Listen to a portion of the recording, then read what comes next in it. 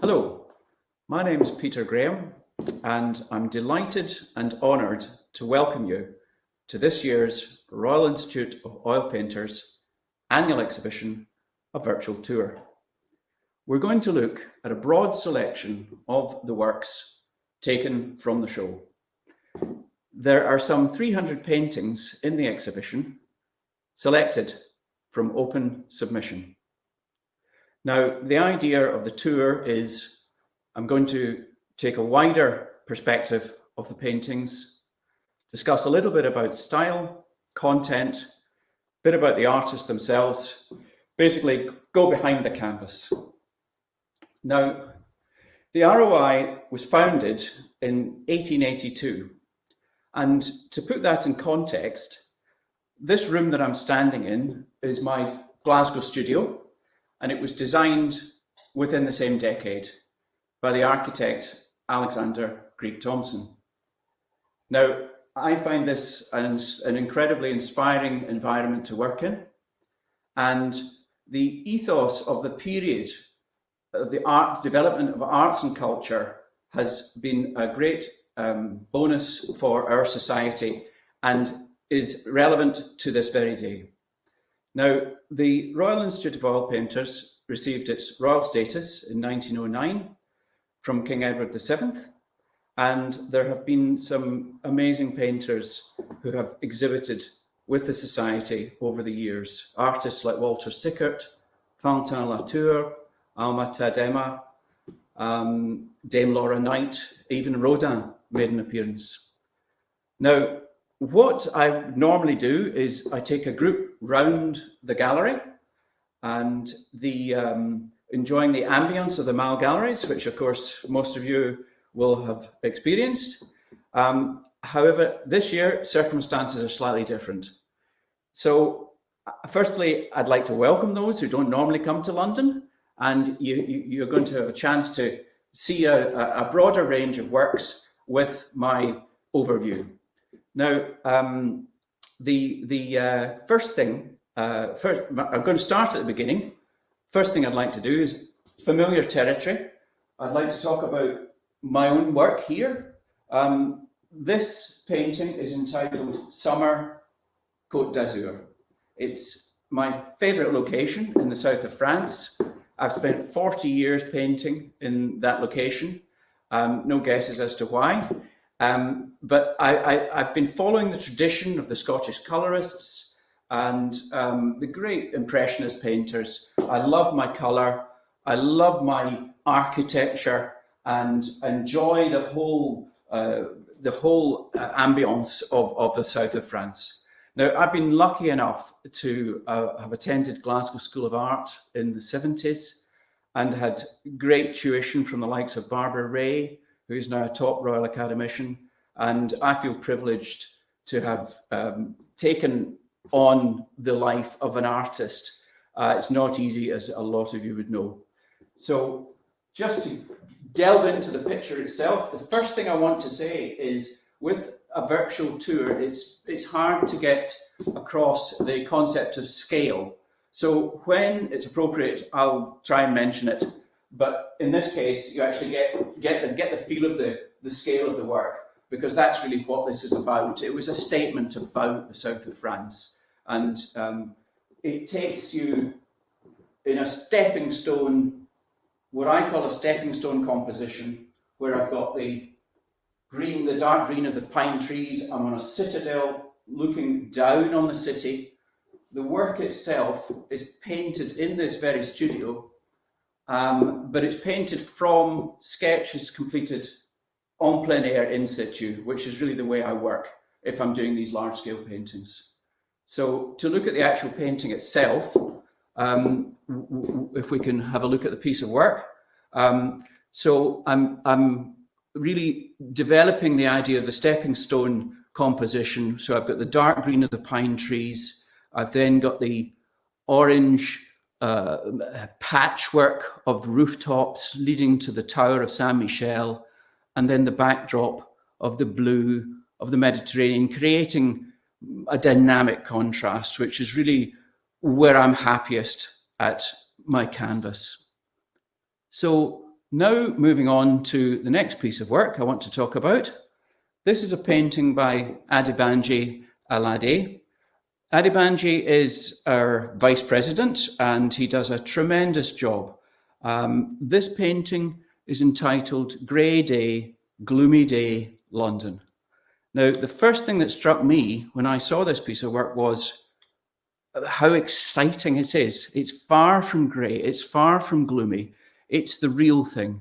This is London at its finest, a city that we're all missing and wanting to see again, looking just like Adebanji has captured it here. He's using wonderful techniques to draw the eye and takes us right into the horizon line. The use of reflection, of course, is very exciting. It's a wonderful mechanism within the artist's palette, and it creates a double image, double the enjoyment, if you like. It's a wonderful, powerful way of describing the scene. I've often found on rainy days you get this extraordinary hidden bonus of the reflection, which gives this beautiful relationship within the painting itself. Now, Adebanji has recently completed some incredible portraits. One of them was a portrait of Chris Eubank, which I happened to see on his appearance on the BBC One's One show, where he's the go-to artist. It's really a stunning piece of work. But yes, Adebanji, wonderful painter, and he's got a book out called The Addictive Sketcher, as he is the archetypal addictive sketcher. Now, the next piece of work is by Naomi Alexander. Naomi is a senior member of the Society. She studied at Hornsey Art School, was elected to the ROI in 1983.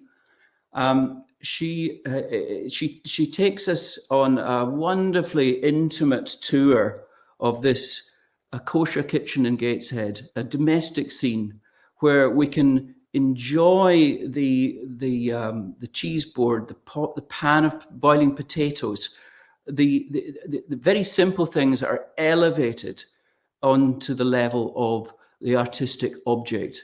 And it's an extraordinary scene, and we're privileged really to enter this canvas. Naomi has work in the collections of the Victoria and Albert Museum and also the Duke of Devonshire. Now, the next piece of work we're going to look at is by Michael Alford. Michael was born in 1958, lives and works in London. He was in the Royal Marines and studied Spanish and Arabic, and later attending Chelsea Art School and the Slade. He's twice been appointed war artist. It's an impressive CV, and his work is real. It takes you there, and we can just enjoy it. This is the pub at the end of the Strand, just beside the Aldwych, if any of you know it. It's always like this. So congratulations on that painting. Now, the next piece of work, Linda Alexander.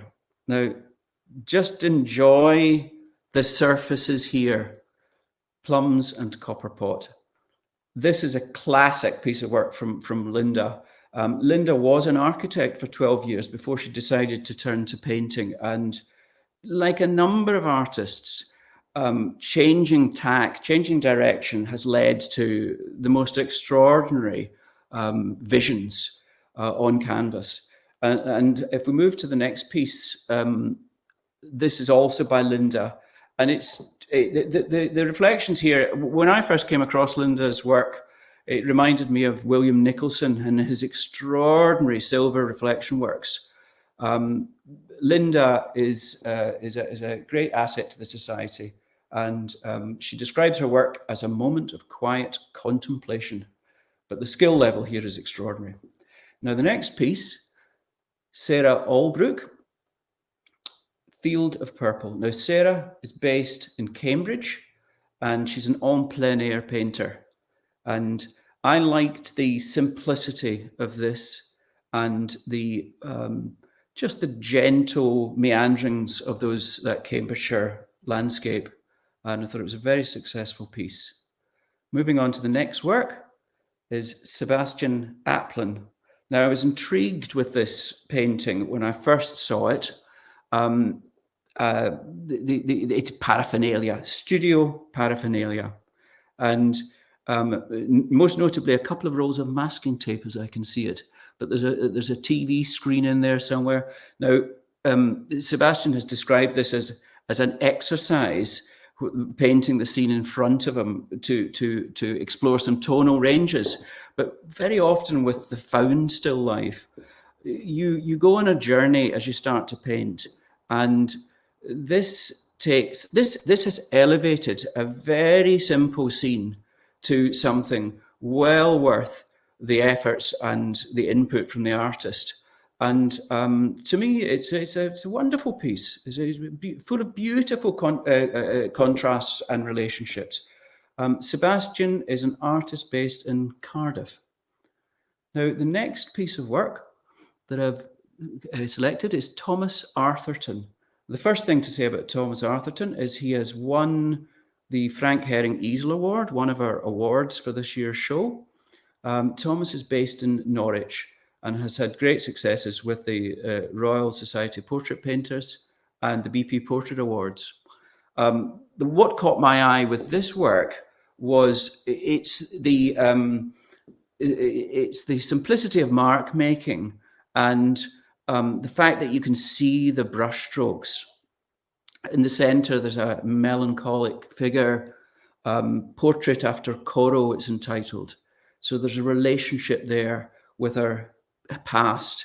But the other thing to note is that Thomas Arthurton says in his description of the works that he was unable to get hold of canvas during the lockdown. And so this is actually painted on paper, which is quite a strong tradition within the oil painting world. So if we move on to the next piece, it's painting by Natalia Avdiva. Natalia was born in Siberia, and she produces these paintings. She's been a regular exhibitor with the ROI, and she produces these paintings with this unique tonal range. It's a very soft and calming palette. And here we have a classic stepping stone subject where we can meander into the scene. And it's a delightful piece. It's a beautiful flat backdrop of the Blue Mountains. It's a successful painting. Now, the next work we're going to look at is Michael John Ashcroft. Now, Michael has won this year's Alan Gourlay Award for outstanding work. And this is a painting entitled Shortcut by Leicester Square. Again, it's a central London scene for those of you who are familiar. He has captured it beautifully, takes us straight there. He has utilized again this idea of reflection, which is a theme that runs through this year's exhibition. I was particularly struck by the way he painted the reflections on sort of either side of the canvas, of the neon lights, where you get a bar of gold contrasting within these greys and elevating the painting to a higher plane. It's a tremendous piece of work. Now, Michael has recently been elected an associate of the Royal Institute of Oil Painters. Very exciting, great work. Can't wait to see what happens next. Now, the next painting we're looking at is Fred Beckett. Fred Beckett, senior ROI. He's a fellow of the Society, member of all of the societies, Royal Society of Marine Artists. He's an honorary society, honorary RBA, honorary RI. And with Fred, you always get this beautiful scenic journey, often in France. And here we see the classic French cafe with the awnings, and we can just enjoy Fred's work and relax and take a moment. Fred has an extraordinary history. Fred was a past president of the ROI, and he was also managing director of Winsor & Newton, the art materials company. And Fred's ethos is the feeling of being there. So I would echo that. I think is wonderful. Now, the next piece is Frances Bell, who is a member of the Royal Portrait Society, and this is entitled Maggie. Now, Frances has won the De Laszlo Foundation Award, and she studied at the Charles Cecil Studios in Florence. So she's a classically trained painter. One can see influences of Lavery in this work, and it reminds me of Millet. She has created an extraordinary composition whereby she was interested in the foliage in the background first, and then wanted to paint her friend and added her own Labrador. So she creates this romantic imagery, very reminiscent of the Pre-Raphaelites, and fantastic works. She's a past winner of the Young Painters Award as well. Now, the next piece, Chris Bennett, ROI. I felt there was a relationship between these two works. Again, it's very much in the Pre-Raphaelite mold, where you can just see the bow of a boat in the background, and it's taking me to places, Owen Hunt's work, and it's a wonderfully evocative piece. Chris Bennett studied at the Slade under Ewan Uglow and Philip Sutton, and he was inspired. He has continually been inspired by the Elgin marbles, which is fantastic. Now, the next painting is by Tim Benson. Tim is the president of the Society. He's also a member of the Royal Portrait Society, and he's a member of the NEAC, New English Art Club. This is a painting, Reflected Sunlight. It's one of his small landscape paintings where we can really enjoy the textural qualities of paint and meander through the reflections and really revel in the relationship, principally talking about paint, but also evocative of that rich light and heat, and the combination is very successful. Tim has won this year the Artist Magazine Prize, which means there'll be a review of Tim's work in that magazine coming up in the near future, which is fantastic. Tim studied at the Byam Shaw Art School and then had a period studying at the Glasgow School of Art, which is a fantastic background. If we move on to the next piece, it's by Tim Benson, and it's Self-Portrait by Lamplight. And it's a large scale work. Again, here, talking on the scale front, this is 101 centimeters by 76 centimeters. So it's about 4 times life size, which is a feature of Tim's portrait work. Again, we're seeing these gritty, visceral marks made with large brushes. And we're transported to a place. There's a lot of anguish going on here. And one of the things I'd like to say about this group of work, these groups of paintings, is that the self-portrait is something that has appeared, and there's a number of examples in the show, and there's a lot of self-reflection going on with the circumstances we're all facing. And I just thought this was an extraordinary insight into the way that Tim's working, and to have that intimate moment of experiencing this work. I am obviously seeing connections with Lucian Freud, but also Jenny Saville. But great work, fantastic. Now, the next piece we're going to look at. So this is a painting by Lizzie Black. Just enjoy that for a moment. When I saw this, I was transported, let's put it that way. And on closer inspection and reading a little bit about the background, discovered it was painted in lockdown. I believe she's dated it round and about September. and the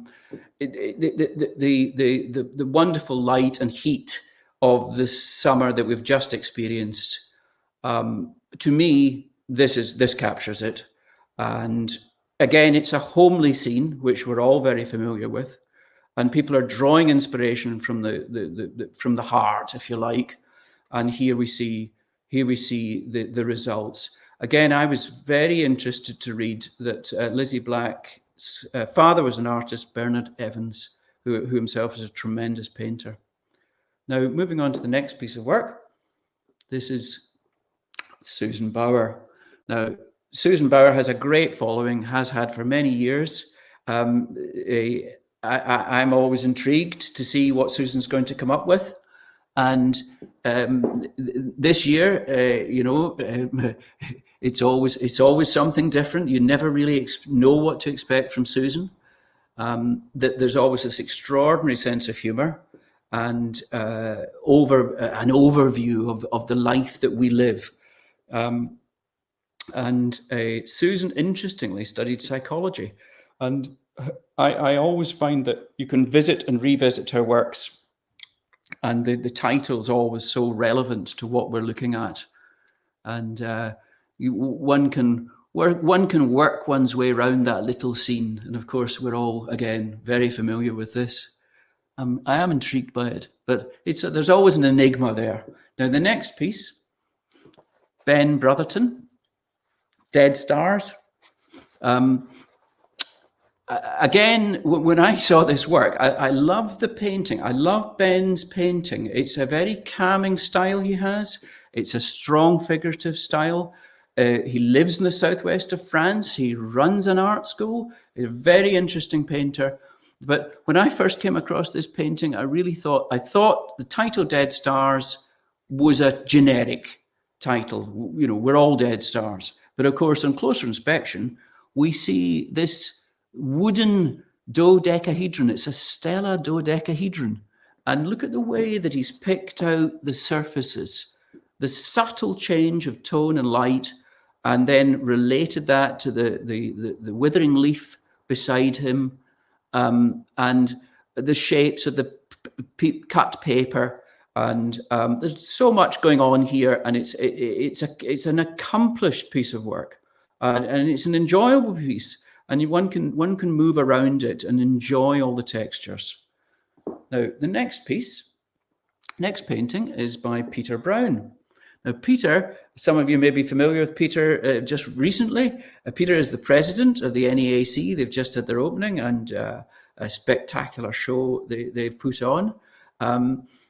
This is a wonderful scene, which takes us, again, an intimate scene, another feature of this show this year, where we're privileged to these intimate scenes, an intimate scene into Peter's studio. Now, I believe Peter works in Bath, and so here we have, it's a small scale work, and we you can enjoy the paraphernalia of the studio, the piled up canvases, the view from the window across the road. It's all there, and it's an extraordinarily successful piece.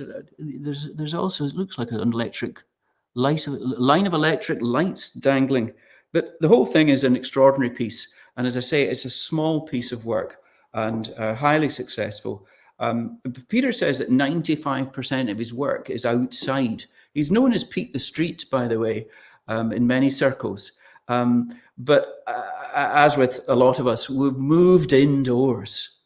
So fantastic work, Peter. Next work is Clive Burnell, and this is called Hill Farm. Now, Clive Burnell, born in South Wales, and he served in the police force for 30 years. And to me, when I saw this piece, I thought this very evocative piece reminding me of Kyffin Williams. And it's a wonderful smoky atmosphere and very reminiscent of the Welsh landscape, and tremendous piece of work. Yes, it's a wonderful piece of work. Now, the next work is Alice Hall. Oh, beg pardon. We're on to William Kearney. Now, William Kearney, ROI, RSMA, Royal Society of Marine Artists. This is painted from his imagination. Now, the concept of painting from your imagination is it frees up your thinking, and it becomes you have the ability to free yourself from any restrictions.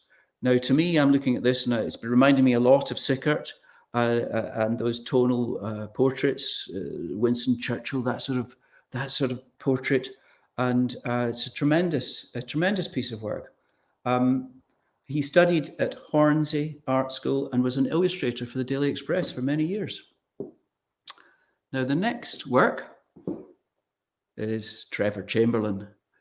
Now, Trevor is a senior member of the Society, and he was reviewed in the Telegraph at one point, and the critic compared his work to Boudin, that of Boudin, and I would agree with that. I think it's the most extraordinary lyrical landscape, and really delivered with such brevity of mark and economy of tone, economy of mark, and it takes you to the place.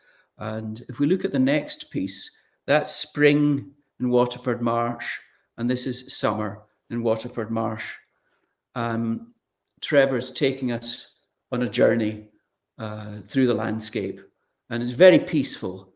And Trevor, interestingly, was self-taught, born in 1933, and he won the Lord Mayor's Award in London, and has work in collections of the likes of Lord Healy and Esther Ranson. He has a book out, and it's called England and Beyond. Now, the next work is Amanda Coleman. This is Drone View, Snowy Landscape.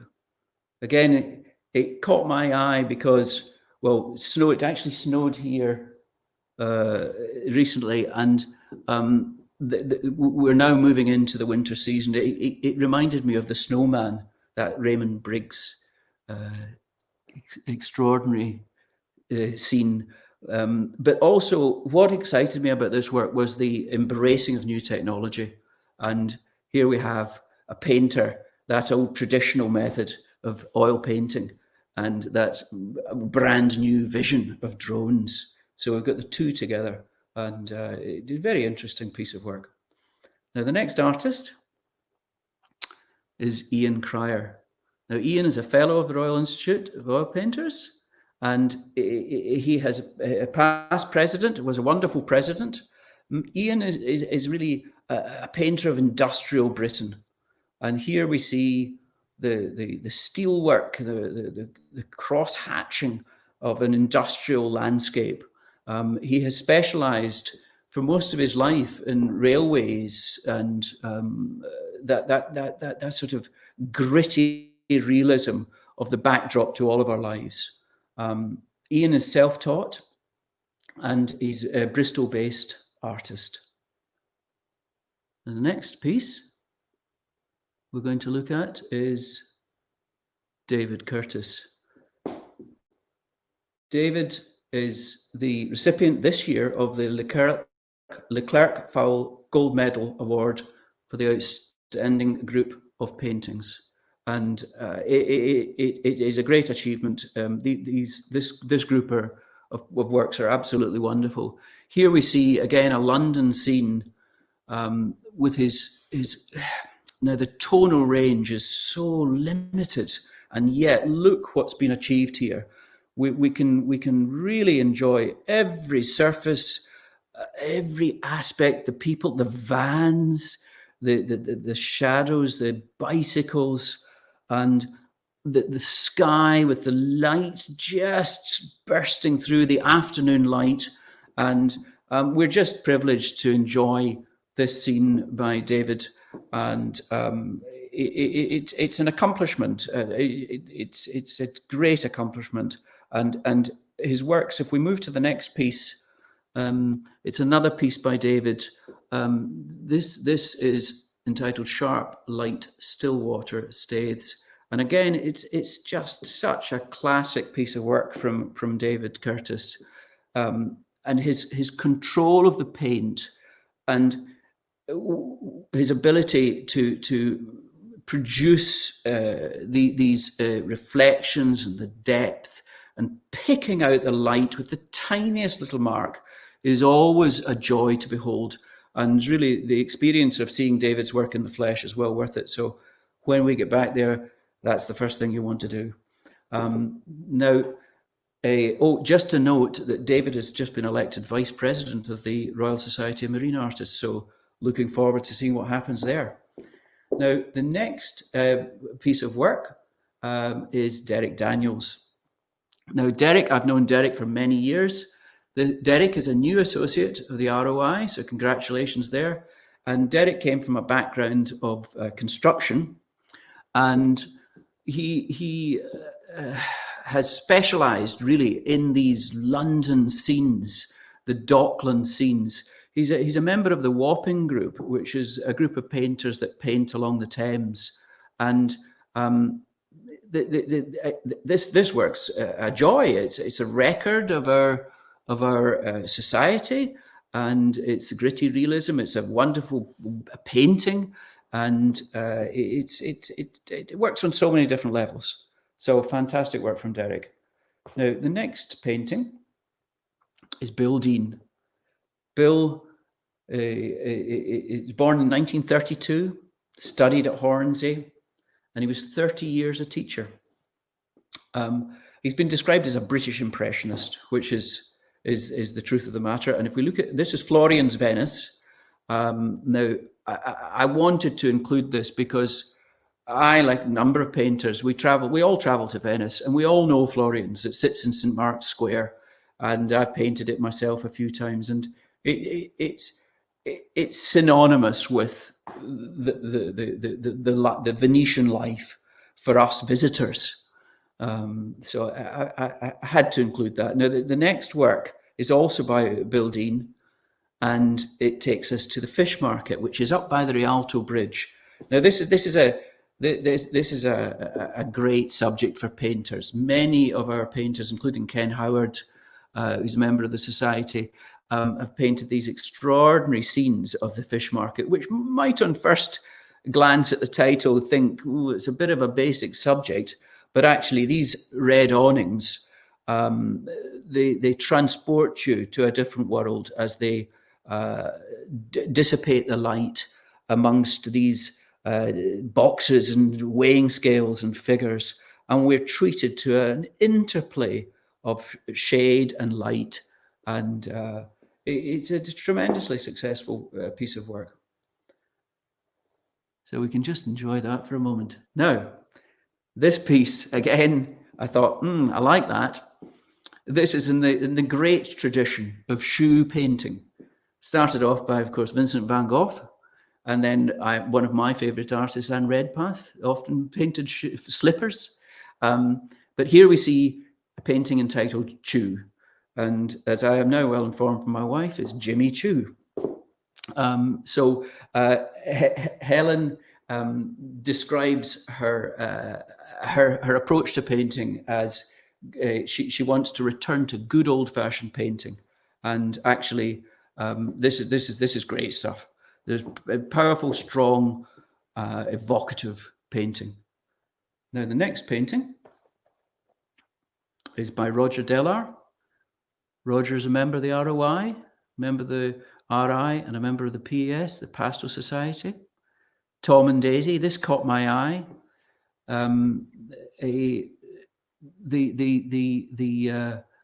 use of the contre-jour, the backlight, the highlighting of the figures is so successful, and then that rich green of the water, the dappled water as the light darts across, it's captured beautifully, reminding me of other artists like John Yardley. The same touch, that lightness of touch, and the maturity of vision. And again, it's a painting that transports us to a different world, and a world we all want to return to. Now, next painting up is by John Dobbs. John is a member of the NEAC and the Society of Wildlife Artists. I always enjoy seeing John's work because he quite clearly loads the brush, and the painting is an organic evolution of mark making. So we can enjoy all the textures and the movement of the brush, and as we travel around this small canvas and enjoy the textures. Highly successful painting entitled Awesome. Now, the next piece, Andrew Farmer. Andrew has been elected as a new member of the Royal Institute of Oil Painters, so congratulations, Andrew. And here we have Autumn Still Life. It's another found still life. The idea of objects just in front of you, and it catches your eye and you think, no, that'll work.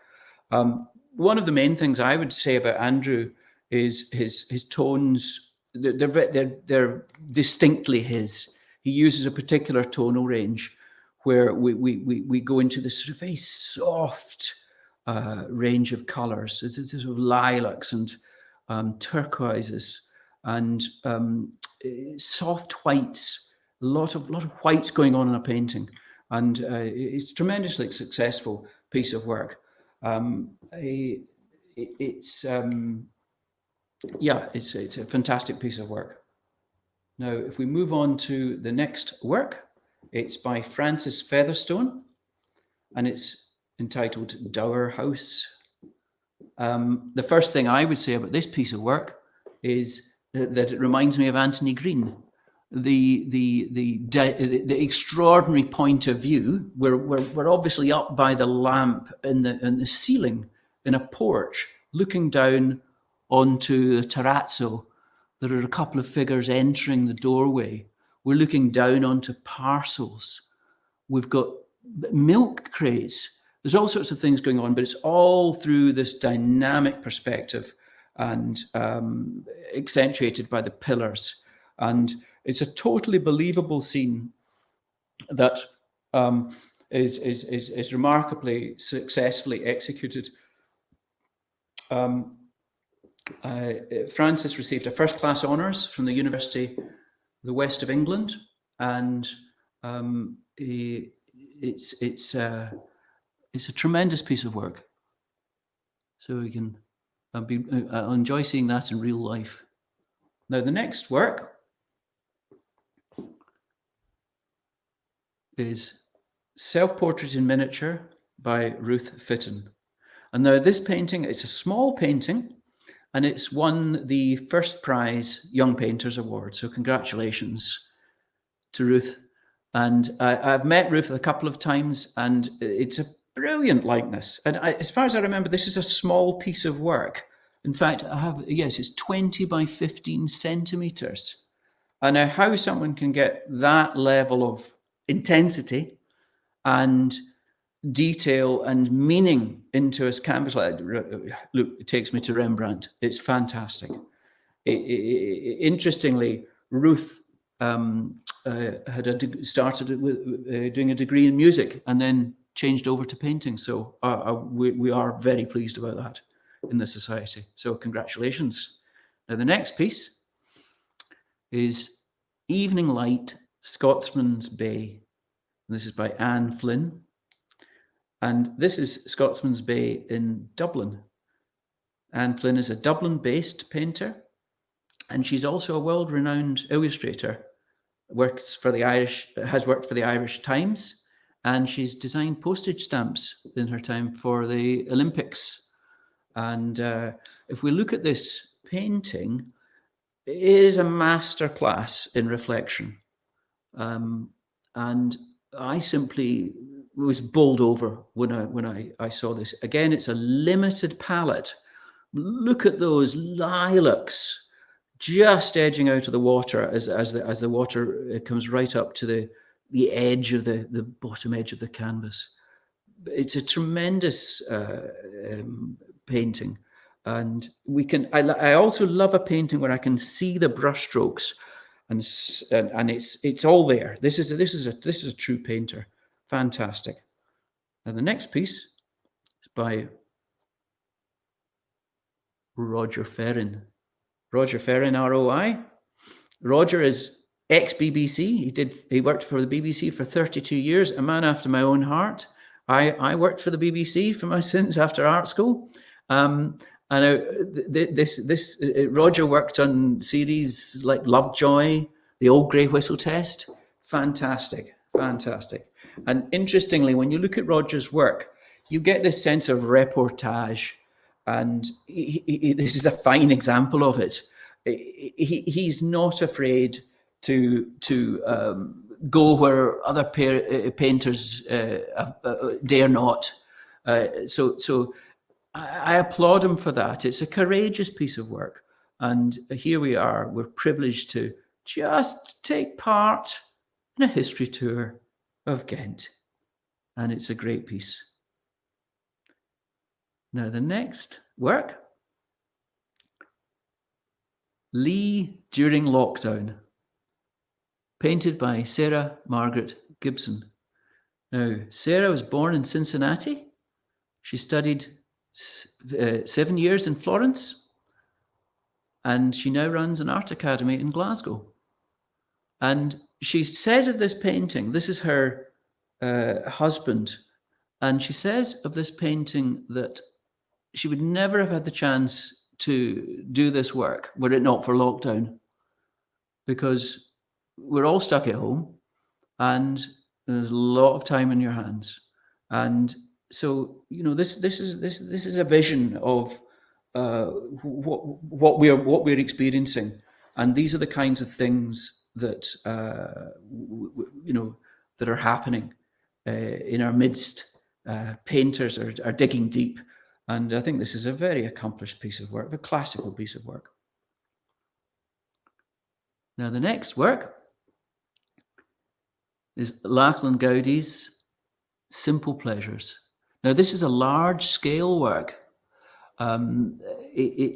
Lachlan, many of you may know from his documentaries on BBC, wonderful documentary on Stanley Spencer, The History of Scottish Art, films on Macintosh.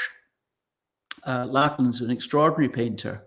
And here we're treated to this domestic scene full of intrigue, all sorts of symbolism and mementos and notes to Renaissance drapery, and it's an extraordinarily fascinating painting. And as I say, it's a large scale work, and it's an intriguing painting. Lachlan's just had a tremendous career of late, not least with the BBC's Big Painting Challenge, where he was a judge. And he says he was taught by his father, the painter Sandy Goudie, who was one of the great portrait painters, who had painted the Queen and Billy Connolly, amongst others. So this is Lachlan Goudie. Now the next piece, Valerie Gridnev. Valerie Gridnev, Peonies, born in 1965. I beg your pardon, born in 1956. And he is essentially a portrait painter, but this piece of work caught my eye. It's a swift mark-making, energetic painting of these big blossoms, and just a successful piece. It's a very successful piece. The next work is Claire painting in Ken Howard's studio. This is by Julia Hawkins. Julia is an associate of the Royal Institute of Oil Painters, and it appealed to me because it's taking you to this extraordinary studio of Ken Howard, which is Orpin's old studio. And here Ken will often have artists in his studio painting, and Here we see a lovely smudgy mark making and a very evocative piece. And it's a very successful painting. Julia studied in Riga. Now the next work we're going to look at is Self-portrait. And it's by Alice Hall, who's an ROI, a new member. She's an en plein air painter, and it's a great take on the portrait, on the self-portrait. I love the idea of the two faces, and we can look at one and look at the other, and we can understand that in all of our lives, the yin and yang, if you like, we can understand different aspects to our own self, and it's a wonderfully personal, introspective view. Alice studied at the Byam Shaw School of Art. She won the Young Painter Award from the ROI, and she's worked in the collection of Westminster Cathedral. And she's received favourable reviews in the Sunday Times from Rachel Johnson. So fantastic work. Now, the next piece is Nayla Hazel. Nayla was born in 1981. She's from Azerbaijan. And I was struck by this work, and I wanted to just to talk about it a little bit.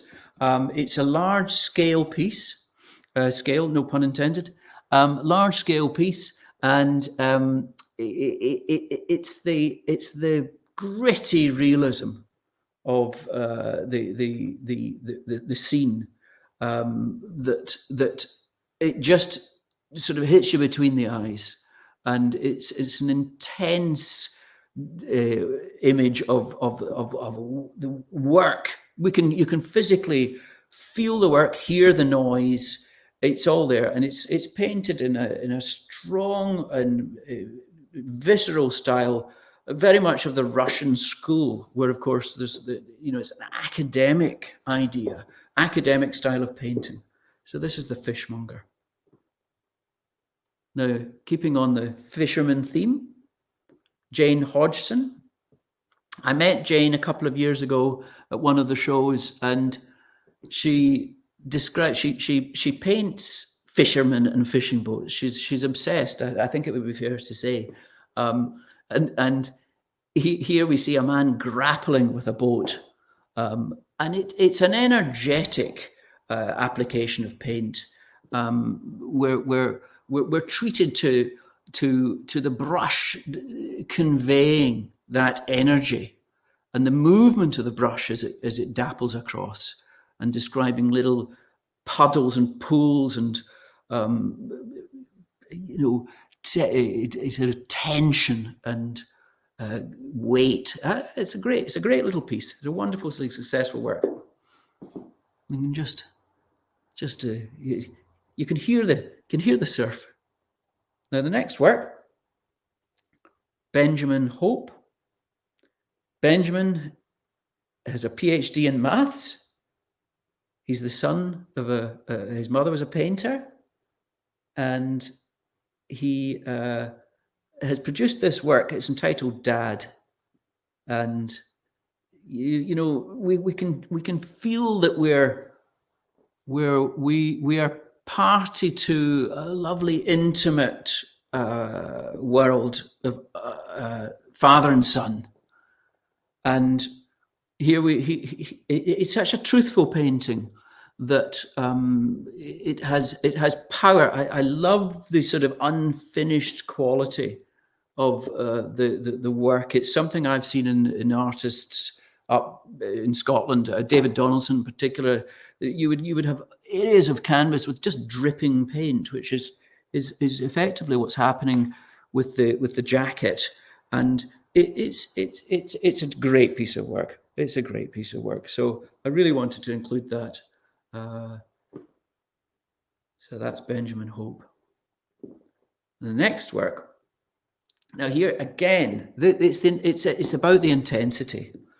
Now this piece of work, entitled Lockdown Man. Now how's that for a title? How's that? Look at the way that he is handling the colour, the brush, the textures, the swirls of paint. I mean, who could have imagined that level of colour could move into a skin tone, for example? And the expression is palpable. Now, I believe this is his brother. It's the artist's brother, and this is painted during the lockdown, and the brother was studying for some thesis. But again, we are witnessing this intimate relationship between brother and brother now through the painter. Now, Owen Hunt has also won the Emerging Artist Award for this year. So congratulations. Now, if we move on to the next work, this is John Killen's February Outlook. Remember February? Now, I don't remember it myself, but it rained apparently most of the month. And this painting is looking at the rain from inside the studio, and it's just captured beautifully. I just thought that this was a great painting, and he comes from a family of painters. He lives in the Thames estuary, and was a commercial illustrator, and he's a member of the Wapping Painters group. So I loved that piece, tremendous. And the next work is Craig Lee, Conkers. And now it's a small work, but just look at that. Look at the contrast that's happening here.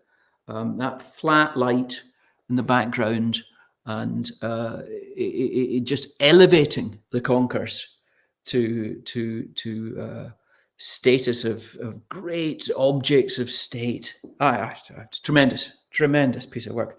Interestingly, Craig Lee is a member of the Cambridge Drawing Society. Fantastic. Now, the next work is Philip James. Now, I'm used to seeing these enormous aerial scenes of London, aerial scenes of Paris from Philip. And here we're treated to a smaller scene in Salthouse, which is near Cromer. And we have a vista. The shape of the canvas is telling us a lot about the landscape. It's a very flat landscape. And if you've ever been up there and perhaps tried to paint it, it's a difficult subject. It's very flat. All the tones run into each other, and it's a tough ask for a painter. But Philip has achieved great successes here with his wonderfully light and wispy brushwork. And again, it's a tremendous piece, and it has his unusual tonal range, where we're taken to a different planet of colours, and it's a feature of Philip's work, this unusual range of colours. So, but a very successful piece.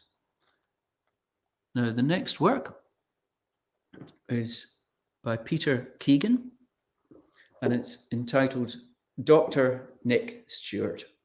Peter trained in Cardiff, and he has a weekly podcast called Ask an Artist. And this work here was painted as part of the NHS portraits, heroes portraits, that was set up during the lockdown. And it's a remarkable portrait. The emotion conveyed in the expression tells us everything about what we've all experienced recently. But the brushwork is something that's fantastic as well. There's good solid mark making going on here, and then it whittles right down to the softest and detail on the face, and the ear and the forehead catching light. and the figure merges into the background, and it's so evocative and so powerful. It's tremendous. I wanted to see this in context with the work by Angela Bell. Here we see Tom in the light. This is a portrait of Tom Croft, the founder of Portraits of NHS Heroes. It's a beautiful work with the most delicate and sensitive detail. And it's always intriguing when you look at portraits with glasses, the way that the artist has chosen to describe these unusual shapes on the face. And it's a very successful piece of work. The winner of the Small Paintings prize, this piece of work, and it's a very evocative piece and truly worthy of a great winner. Now we're going to move to the work of Andrew King. Andrew is a senior member of the Society, and here we see a lyrical scene, and it's Halvergate in the Norfolk Broads, Andrew's stomping ground. Andrew is a member of the East Anglian group of marine artists. He was born in 1956, Bedford, studied at Hornsey, and again, we have a vista composition where we can travel across the landscape, the flattened landscape, that device of the shape of the canvas helping the composition, and a very romantic scene. Again, the tonal range is very, very subtle, and it's a soft evocation of this pastoral scene. Fantastic. Now the next piece, Robin McAvoy, ROI, and it's the Black Rose at Heybridge. Robin was born in 1933, and he's been a president of the Wapping Painting Group and the London Sketch Group. He's won the prestigious Stanley Grimm Award in the ROI. The Stanley Grimm Award, of course, awarded every year for, voted for by the public, the most popular painting. So he's won that award in the past. But this to me is a great painting. It's telling us about our time. It's placing these wonderful boats and cottages in situ. It's Malden in Essex, and it's just a strong statement, confident statement of the world that we're living in, from a painter, a great painter. Fantastic. Now the next work, it's Rod Major, and it's St. Margaret's Bay in Kent. Now, interestingly, Rod Major is a self-taught painter, but I look at this and I just see there's a caliber here that's just coming through. Look at the dynamic line of the fence leading the eye right to where he wants to take it, right into that middle of the canvas. Well, it's just the upper third, but the draw is magnetic, and I think it's a magnificent painting. I believe it's already sold, unfortunately, but it's a magnificent painting. It's dated as well. Yes, it was painted on the 14th of September 2020. Must have been a nice day. Fantastic. So we're now going to look at this piece. Now, this piece is fantastic. It's Hastings.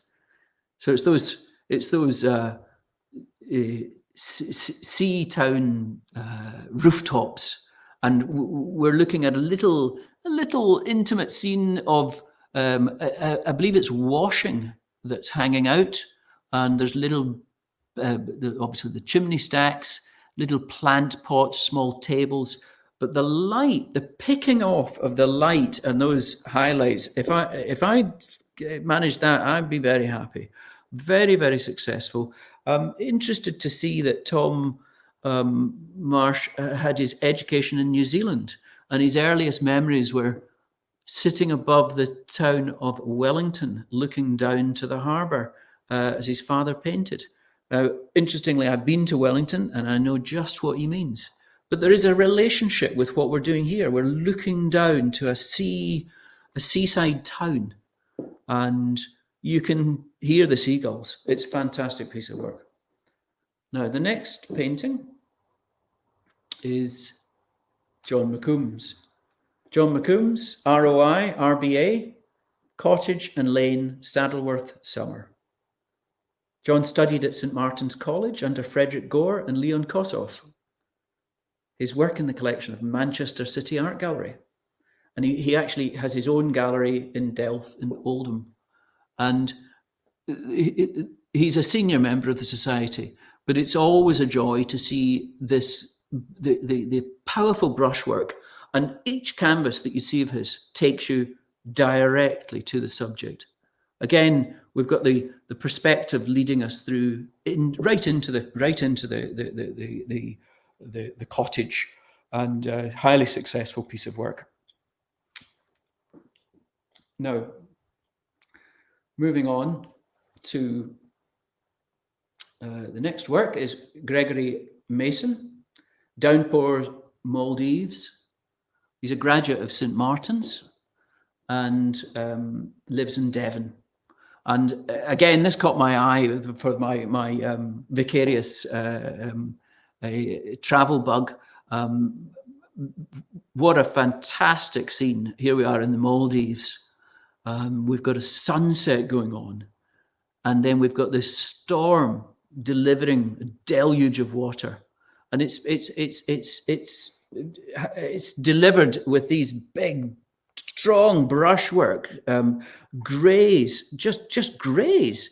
They're taking us straight to that storm, and then of course backlit by that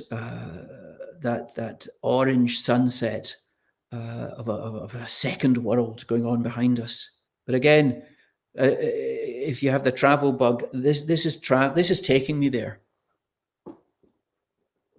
Now the next work is beg your pardon, Lucy McKee. Lucy's senior ROI, and she's a member of council. This is 3 pomegranates with water jug. When I see Lucy's work, I'm always reminded of the American super realists of the 70s. And her paintings are a delicately layered vision. And she's one of the most successful painters in the society. And here we see the reflections, where we have a painting within a painting. And we're transported. We can enjoy all the surfaces. And it's a fantastic scene. Now the next piece is work by Lewis Morris, Man with an Owl. Now Lewis has an interesting background. Lewis used to be a banknote designer, and he's designed currencies for a number of different countries. He's also just completed artist in residence for the All England Club, recording the #1 court construction, and he has a wealth of talent. This caught my eye. He likes to straddle the boundaries between abstraction and figurative work. The marks, dotting and dashing using his chisel brushwork. But the story behind this caught my eye. It's a chap who brought his barn owl into the care home that his mother was in, and it just gives a different perspective to that scene. with the owl sat there on the chap's arm. It's a fantastic choice of painting for the show, and it's a privilege to see this work. The next work is Benjamin Mole. He is the past president of the Royal Society of Marine Artists, and King Canute's reflecting, deciding, reflecting, North Sands, Salcombe, and we can all relate to this scene. But look at the deft brushwork and the economy of mark, the composition, and the red dots here and there for little buckets and bits and pieces, and just wonderfully evocative, dappling light, and great success. You know, you'd be pleased with that work, I'm sure. Fantastic. Now, this is Barry Peckham, ROI, RSMA. He's also a member of the Society of Equestrian Artists. This is Draw Up Beer Beach. And again, with my traveling hat on, this takes us to the coast, and these great hulks on the shoreline, on the sands, and we are transported, and it's a highly successful piece of work. Barry, born in 1945 and studied at Southampton Art College. Now the next work, David Pilgrim. This is Low Tide at Treen Cove. David was born in 1975, and he's got a joint first-class honours in fine art and pure maths. Now, how's that? I've often felt there is a lot of mathematics in painting, albeit subliminal, where one has to make all sorts of calculations about depth and perspective and what have you. But my goodness, we're looking at perspective here. Look at the size of the figures. Look how far away he's sat, and look how successful this painting actually is. I'm drawn to the intense emerald reflection of the stone outcrop. David has won this year's Darlington Crystal Award for outstanding service to the ROI. So congratulations to David. Now the next work is by Valerie Pierlo. Valerie is a Belgian artist, and she's based in Bath. And the thing I wanted to highlight here was the way that the sky has been painted with these broad brush strokes. Again, I love a painting that straddles the surface of the canvas and the image you're trying to get across. And we can see the brush strokes, but we also know that these are clouds. When we move down to the landscape, the saucer of the town of Bath, we've got the similar mark making, but they're slightly shaped differently, and it's a tremendous piece of work. She has written about it to say how she was so excited to have discovered this new view of Bath.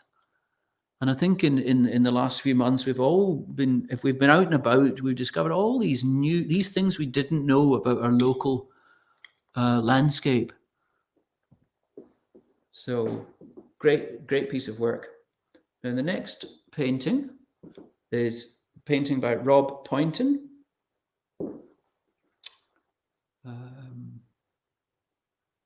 This is entitled Morning Sun on Horse Guards. Now, Rob is a new ROI, so congratulations. Interestingly, Rob has just been appointed artist in residence for the Household Cavalry Regiment, which includes painting the trooping of the colour. So we'll look forward to that. That's fantastic news there. Rob is a member of the Manchester Academy of Fine Arts, and he lives in Cheshire. He has an unusual approach. It's a unique approach where he's using dynamic perspective. So he's broadening the lines, and we sort of swoop in to the work, and it's extraordinary, and it's highly successful. The next artist, Adam Ralston. Now, Adam has also won the Minea Joy Swab Memorial Award for an outstanding painter. Now, Towards Blackpool, again on the sort of touring theme, the work painted en plein air, the mark making, you can just about feel these brush marks landing on the canvas. They're watery and they're loose, and yet here we see that famous tram going along the front. You've got the tower in the background. It's a great scene, very evocative, and interestingly, Adam won the first place when we ran a live painting event in 2017 with his paintings. So he's an artist based in Lytham St Anne's. Interesting. Now the next piece, Anna Redwood, ROI. Now this work, when I saw it, it reminded me of Barbara Ray. It reminded me of Joan Airdley. It's a sort of textural take on the land, and it requires a lot of understanding of the movement of paint and composition to really grapple with subjects like this. The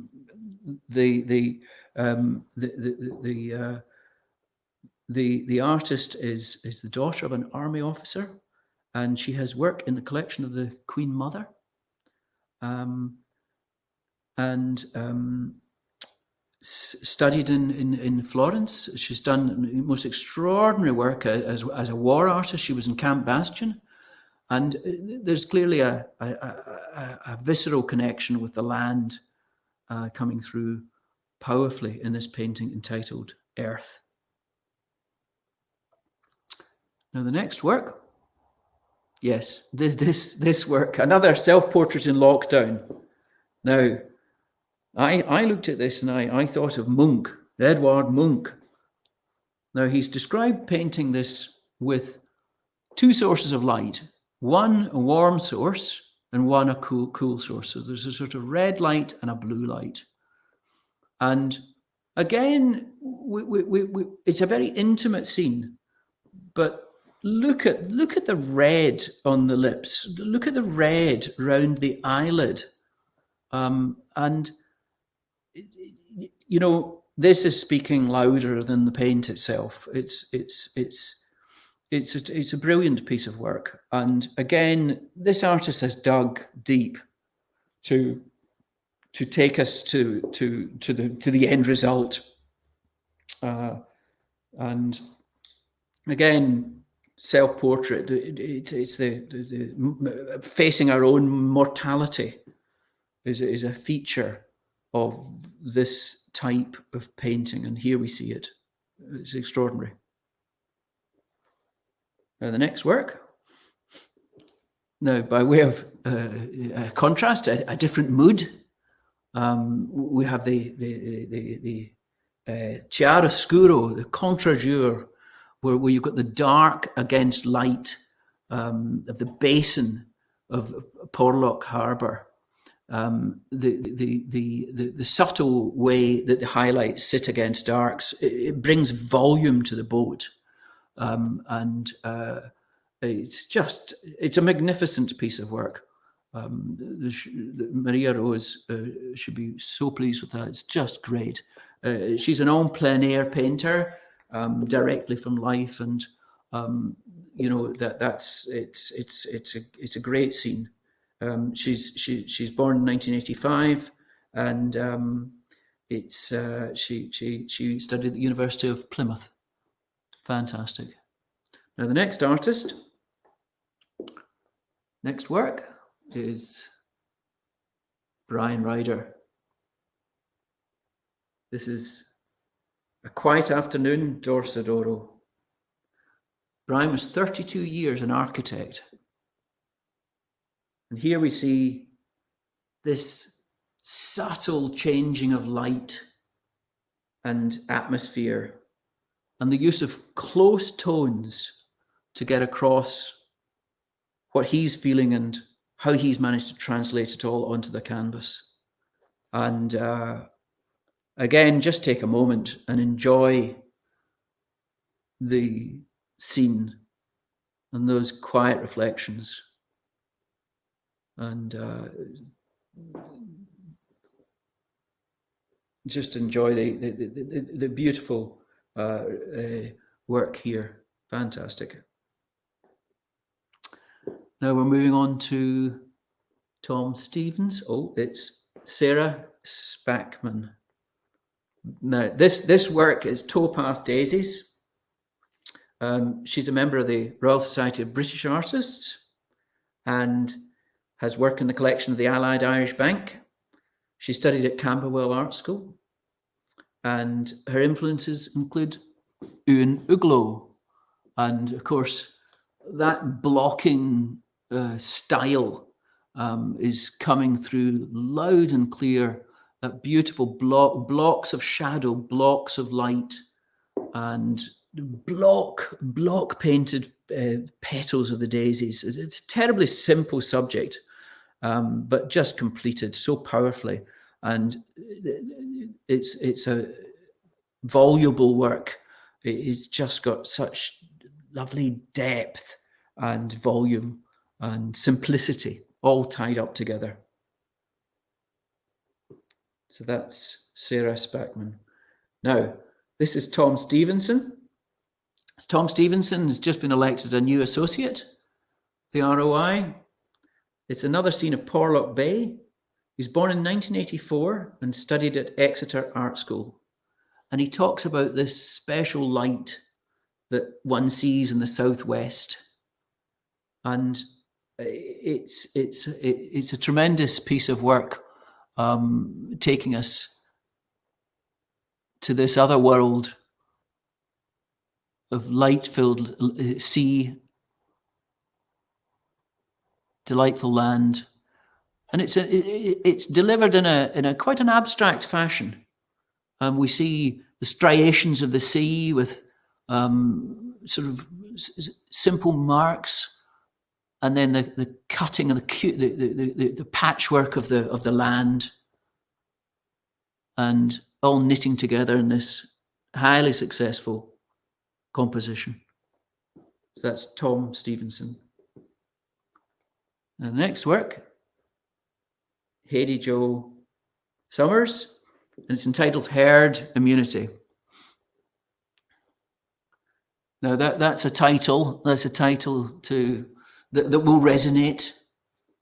And again, I'm seeing a found still life. I'm seeing what on first glance is just the paraphernalia of the studio, but on closer examination, we see the magnificence of each and every object on that table, whether it be plastic lids, cardboard box, bits of sandpaper or something sticking out there. I mean, the tins, the textures are phenomenal. And we are taken to a different world, and the intensity of the artist's eye and the delivery of that intensity is unequaled. It's a magnificent piece of work. We can enjoy that. Now this is a great piece. This is Bernadette Timoney. Now Bernadette was born in Hungary. And she is the recipient of the third prize of the Young Painters Award this year. So congratulations. Again, we've got this intimate going back to the kitchen, if you can remember that far back, we've got this intimate scene looking into the kitchen, and it's a privilege because we're flies on the wall looking in to this world, this domestic world, where we can enjoy every little object, and suddenly the soup spoon becomes this medallion of incredible reflection, and you can spend hours wandering around these paintings. I believe this is a large scale work, but it's highly accomplished. I do like the way that the bulb's painted and the way that the light emanates, and there's this sort of the intensity of the mark making all works together very well as a composition. Now, in the next work, John Walsham. This is Cavell Street, E1. Born in 1956, he was an architect. He was a scenic designer, and something else that I'm always intrigued by is he started his career as an artist on the railings at Bayswater. So if that's the end result of that career, that's fantastic. I love the gritty realism.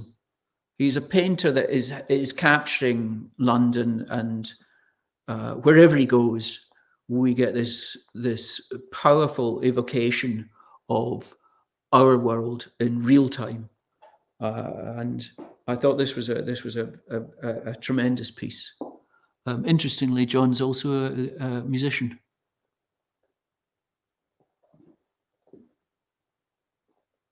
Now the next piece is Graeme Webber, and this is entitled Co-Steering at Newquay. He's a self-taught painter, and it's a very accomplished piece. And here we see the co-steering, which I never even knew existed, but apparently it does. Apparently this is a new thing, and you can travel the edges of the landscape. And here they are all helmeted up and manoeuvring around these crags and coastal coves. That's a very interesting subject. Now, the next piece is Dave West. Dave West is a Welsh artist, now living in Dublin. Notably gained a degree in art history from the Open University. But I loved, this is the Catalan houses. Again, I'm a big fan of these rooftops, these pan-tile rooftops, and the receding architectural complexity of it all. And it's a highly successful painting. So that's Dave West. And the last painting we're going to look at is this work by Peter Wildman. Peter is a past president of the Royal Institute of Oil Painters and is now a fellow of the Society. This is a wonderfully evocative work, Summer on the Estuary. Peter's work reminds me of the Scottish painter Donald Hamilton Fraser.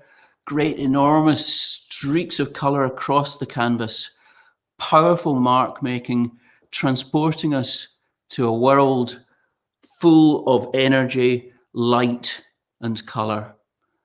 Peter's done a tremendous amount of work for the Society over the past decade and has brought the Society firmly into the 21st century.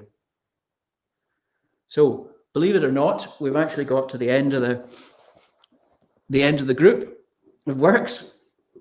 So, as night falls, I would like to say thank you very much for joining me on this tour. All the works are available for sale. If you go onto the Mall Gallery's website, and I'll be delighted to talk to you and see you in person next year. So thanks very much for joining me.